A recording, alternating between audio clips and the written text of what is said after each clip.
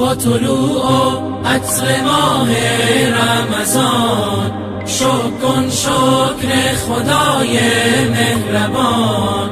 ماه تسکین دل است ماه صیام، گر ز دل باشد تراویح و قیام. ماه مهمانیست مهمان خدا، شده ای دعوت به مهمانی بیا. بنشین بر سفره خانه خدا، نوش جان کن از مناجات و دعا.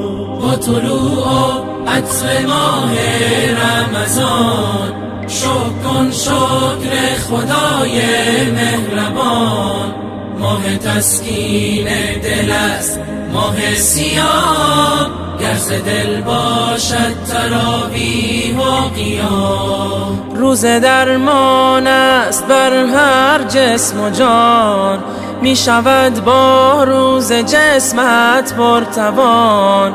هم شود با روز صبر تو زیاد، چون بیاری مستمندان را بیار. با طلوع عطر ماه رمضان کن شکر خدای مهربان.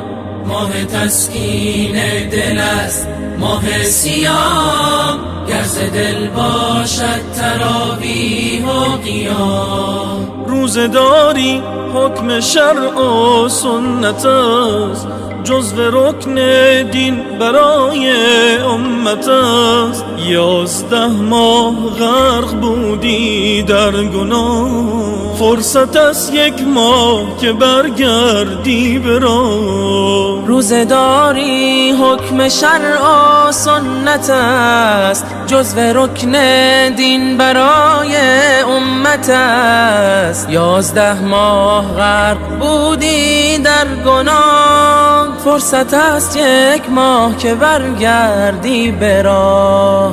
با طلوع عطر ماه رمضان کن شکر خدای مهربان. ماه تسکین دل است ماه صیام، گر ز دل باشد تراویح و قیام.